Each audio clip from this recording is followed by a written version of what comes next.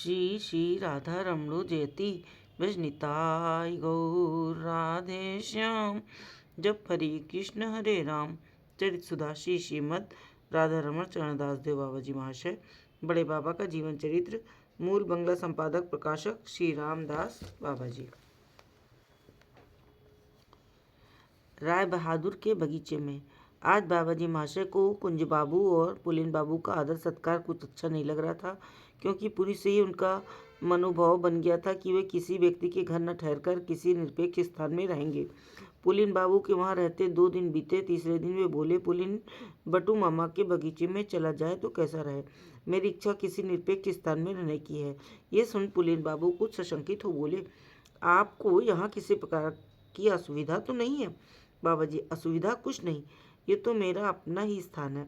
फिर भी किसी निरपेक्ष स्थान में रहने की बड़ी इच्छा है, इसलिए अब तुम किसी प्रकार की आपत्ति न कर बटू मामा के बगीचे में ले चलो। पुलिन बाबू उन्हें बगीचे में ले गए। वहां पहुंचते ही उन्होंने नाम कीर्तन आरंभ किया। वो निर्जन बगीचा आनंद का आनंद बन गया। बहुत से लोग आगे आने लगे। लोगों की भीड़ भाड़ देख बाबा जी महाशय के साथियों में से एक ने कहा, जिस एकांत के कारण हम लोग यहाँ आए थे वो एकांत तो अब रहा नहीं। बाबा जी, मैंने निताई चांद से निर्जन की प्रार्थना नहीं की थी। उनकी इच्छा हो तो सदा ही लोगों के बीच रखें। लोग कोई अनिष्ट करने तो आते नहीं, वो तो हित की बात करते हैं। नित्य नाना लोगों की समागम से नए नए उपदेश की प्राप्ति होती है। मैं तो निताई चांद से केवल निरपेक्ष स्थान ही चाहता हूँ, क्योंकि अन्यापेक्षी होने के हृदय में भगवत गीता स्फूर्ति होना कठिन है। भगवत लीला स्फूर्ति होना कठिन है। श्रीमन महाप्रभु के अनुसार केवल एकांतवास ही उपयोगी नहीं है, निरपेक्षता अवश्य होनी चाहिए।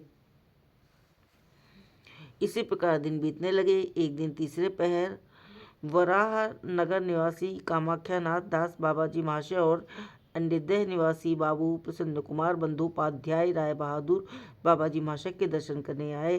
कामाख्या दास बाबा जी महाशय को दंडवत प्रणाम कर बोली, इनका नाम प्रसन्न कुमार राय बहादुर है। ये लाट साहब के बड़े कृपा पात्र हैं। अभी कुछ दिन से राम दादा के मुख से हरि नाम कीर्तन सुन भक्ति पथ पर अग्रसर हुए हैं। आज आपके आने का संवाद पाकर आपके दर्शन करने आए हैं। बाबा जी, ये मेरा परम सौभाग्य है कि इन जैसे व्यक्ति के दर्शन हुए। प्रसन्न बाबू प्रेम गदगद कंठ से, बाबा, मैं बड़ा पाखंडी हूँ। इतना बूढ़ा हो जाने पर भी होश में नहीं आ सका हूँ। बड़ा विधर्मी हूँ। आप लोगों की कृपा से अब समझ सका हूँ कि धर्म कोई वस्तु है।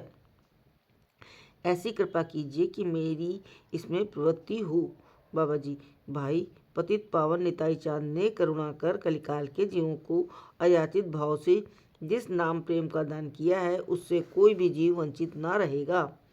प्रसन्न बाबा, निताई कौन है? प्रेम किसे कहते हैं और उन्होंने किस प्रकार प्रेम का वितरण किया? मैं कुछ नहीं जानता। बाल्यकाल से ही अंग्रेजी शिक्षा से प्रभावित हो उसी के अनुरूप आचार विचार में दिन बिताता रहा। आज मुझे वृद्ध समझने की भूल ना करें। आप मुझे वृद्ध समझने की भूल न करें। मैं बालक से भी अधिक मूर्ख और हीन हूँ। मेरा उद्धार करने के लिए आपको मेरा हृदय पकड़कर जबरदस्ती खींचना होगा। मेरी एक और भी प्रार्थना है कि जिसे आपको अनुग्रह कर पूरा करना होगा। बाबा जी, मुझसे जितना भी हो सकेगा तुम्हारी सहायता करूँगा। प्रसन्न, यहाँ पास ही एक बगीचा है। मेरी इच्छा है कि उसमें कुछ दिन रहकर इस पाखंडी और बहिर्मुख व्यक्ति की चित्त शुद्धि करें। बाबा जी, मुझे कोई आपत्ति नहीं। निताई चांद जिस स्थान में भी मुझे रखकर सुख पाए वही रहने में मैं सुखी हूँ। तो आज ही चलने की कृपा कीजिए। बाबा जी महाशय ने कहा, पुलिन तुम बाबा जी लोगों को लेकर आना, मैं इनके साथ जा रहा हूँ। पुलिन बाबू बोले, तो फिर साथ ही चला जाए। उनके इतना कहते ही सब चलने को तैयार हो गए। बाबा जी महाशय ने नाम प्रारंभ किया। सब लोग खोल करताल के साथ नाम करते करते राय बहादुर के बगीचे में जा पहुँचे। बगीचे की शोभा देख बाबा बहुत प्रसन्न हुए। बगीचे के पश्चिम की ओर एक बहुत बड़ा मकान था और दाहिनी ओर सरोवर था। अलग एक और रसोई घर था। नाना प्रकार के सुगंधित फूलों से चारों दिशाएं परिपूर्ण थीं। जिस कमरे में इन्हें ठहराने की बात की थी उसका फर्श काठ का था। कर्मचारीगण उसे दिखते हुए बाबा जी महाशय से बोले, इस कमरे में बड़ी बड़ी नाचने वाली मेमों ने नृत्य किया है। आज भगवत अनुग्रह से इसी कमरे में वैष्णव गण हरिनाम के साथ नृत्य करेंगी। बगीचे में कोई भी बंगाली आते हुए भय खाता था, क्योंकि वहाँ सदा ही साहब लोग हवा खाने के लिए आए रहते थे। प्रसन्न बाबा लोगों से बोले, बाबा ये स्थान आपका ही है। फल फूल आदि जिस किसी वस्तु की आवश्यकता हो स्वतंत्रतापूर्वक व्यवहार करें, किसी प्रकार का संकोच न करें। मालियों से कहा, देखो बाबा जी महाशय जिस समय जो हुक्म दें उनका पालन करना। इसमें यदि किसी ने कोई त्रुटि हुई तो उसे फौरन बर्खास्त कर दिया जाएगा। बाबा जी महाशय के लिए और कुछ सामग्री लाने को एक कर्मचारी नियुक्त करते हुए उनसे बोले, इन लोगों को कोई भी कष्ट न हो। इन्हें जब जिस चीज़ की जरूरत हो फौरन ला देना, पैसे की चिंता न करना।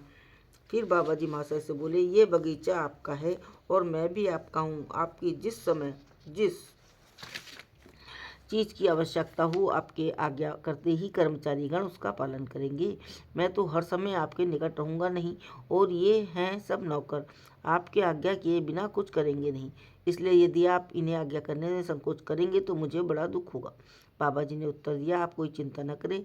जब जिस चीज़ की आवश्यकता होगी निताई चांद की इच्छा से इनसे अवश्य कहा जाएगा। बाबा जी महाशय से आज्ञा लेकर प्रसन्न बाबू घर चले गए। इधर ठाकुर के भोग राग के पश्चात सब लोग प्रसाद पाकर विश्राम करने लगे। जय हो बड़े बाबा की जय। जय श्री राधे।